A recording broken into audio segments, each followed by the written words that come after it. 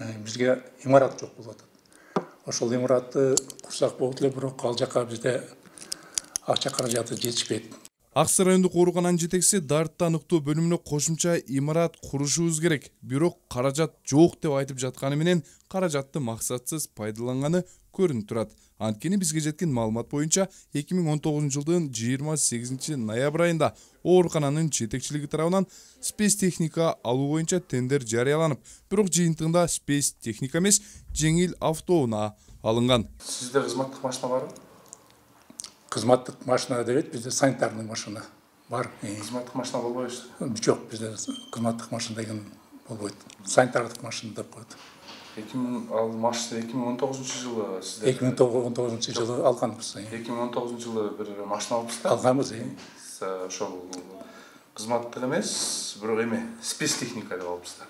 Аны Toyota Prius алыпсыздар. Toyota Prius, аны могул госзакупкадагы балдар тендерге берип атканда санитардык машина дебестен спец машина деп жазып коюшкан экен.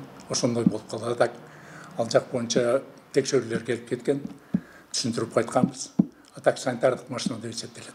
Спецтехника же атайын техника дегенде сиздер тез жардам унаасы же кан ташыган атайын техника же реанимобиль деп элестетип жатсаңыздар керек. Биз да ошондой элестеткенбиз. Бирок иш жүзүндө Toyota Prius деп аталган 2014-жылкы техника сатылып алынган.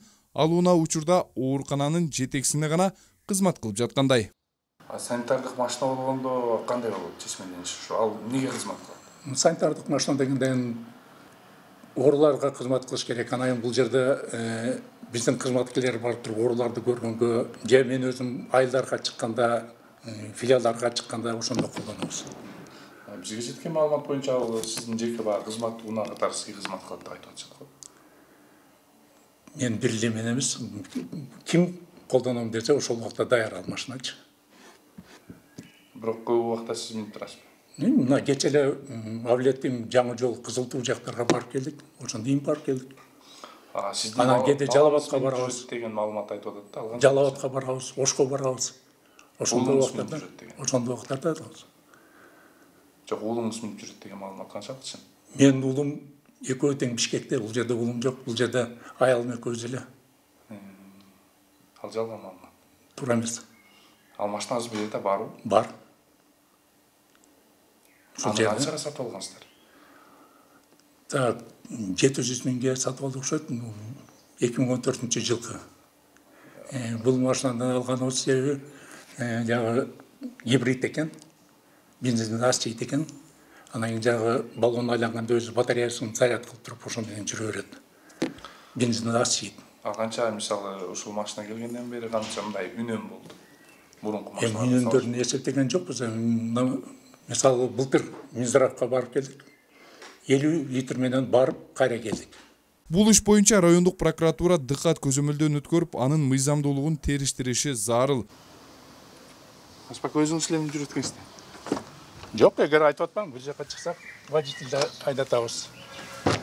Анан водитель жаңы машиналардын ремонту менен занят болуп жүрөт. Башка машиналарды УАЗ азыр оңдотуп атабыз. Анан жаңы реанимобилдин стартери чачылып кетти.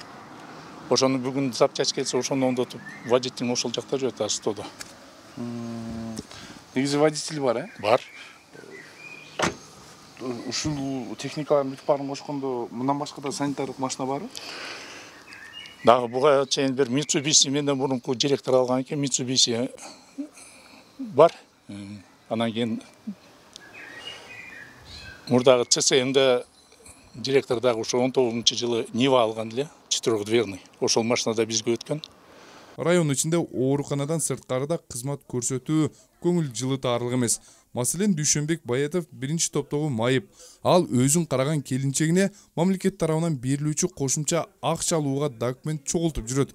Бирок Аксы райондук социалдык экспертиза борборундагы комиссия толук курамда эмес.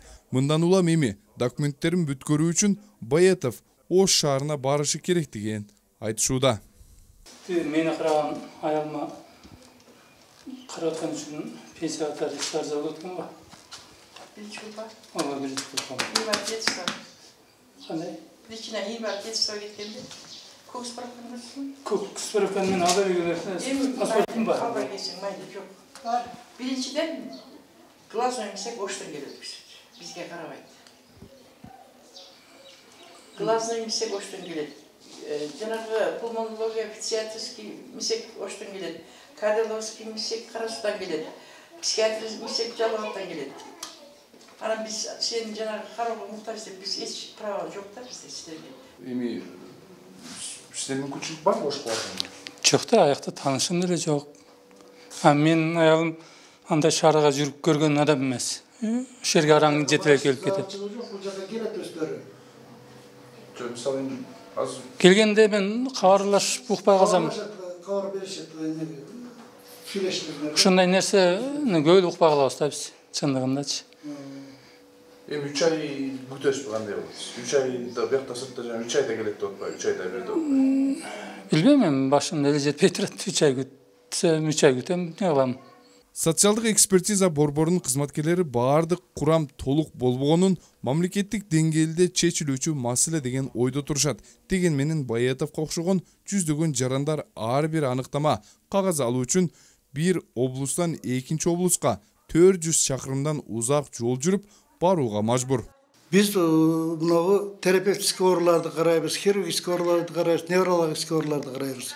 Bir akülist koşkosun. Yok, anı biz çeç albayız, anı ministersodan çeçet. Sunuş vermezler. Neyle sonuç bir görürüz, anı bizden dengelde çeçilmey durgan mesele bu. Bu vakit sen belirgen emez mi? Bu vakatçı sayızın vakında koşulgan eken, akülist bolu işlegen eken bizde. Sayızda bol mu? Sayızın vakında, kinanan keyin kakimto obrazam köz orular müsegi addelini bölüngen de. Siz Oblastlar arası. Siz uşul жерде иштеген адис катары, элме иштешкен адам катары.